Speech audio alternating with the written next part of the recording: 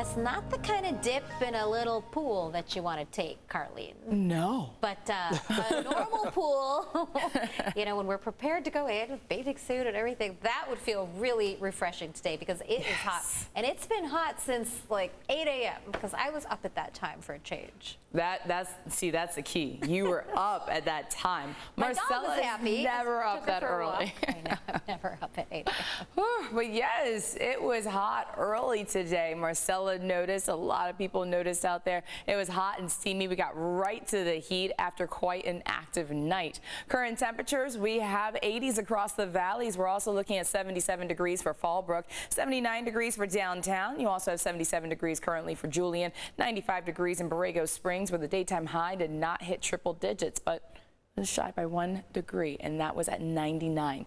Taking a look at dew point temperatures, they are still fairly high. We had some 70s earlier, and so when you have that and you're talking about daytime highs that are into the 80s and 90s, and when they get closer together, that's when you really start to feel it, and that's when we start to talk about the air being more saturated. We still have dew point temperatures above 50 degrees across the county, 66 right now for Borrego Springs compared to the coast, so right there in the 60s with the coast, as well as the 50s across the mountains. Not so active this afternoon. We had the cumulus clouds that were building up. We had the heat, the humidity, but we didn't see a lot of energy when it came to the form of showers and storms. Apparently, Mother Nature squeezed all that out last night because we did have a lot of activity that rolled in. And the highest rainfall totals that we had were in the desert as well as the mountains, exceeding 2 inches. Ocotillo Wells was at 1 inch. Lake Cuyamaca falling shy of 1 inch, but also talking about some more modest totals closer towards the inland valleys and also the coast. So that moisture did make its way west of the mountains. At San Diego International Airport, it was at 0.23 inches. On top of that, something to keep in mind, that was actually a record rainfall total. So we had that for today. Previously, the record stood back in 1873. So it's been a very long time since we've actually exceeded that, and that was previously at 0.15 inches. Also talking about a modest total, tied that set on this day back in 1955 for Alpine, and that was at 1/100th of an inch. We are seeing another complex of thunderstorms, and so that thunderstorm complex still over Arizona. That's what moved through for us yesterday, but it looks more towards the east. Maybe we could see an isolated shower thunderstorm in the mountains or the desert later on tonight. Not entirely ruled out, but I really think most of that moisture is going to impact Imperial County.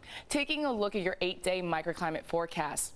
You still have the 80s for highs tomorrow. You're also talking about the 70s returning by the weekend, and that's going to take us all the way into next week. You're also noticing no lightning markers for the inland valleys. We're going to back off on that. So drier conditions expected through Friday, and then we have a trough of low pressure is going to knock us right back into the 80s by Tuesday of next week. 90s for the mountains, but another chance for some monsoonal moisture and some thunderstorms starting on Sunday. All right, let's go ahead and take a look at our weather quiz question for tonight. Well, if you remember last month, I just told you, keep in mind which one of these is in South America. That will help you tonight as well.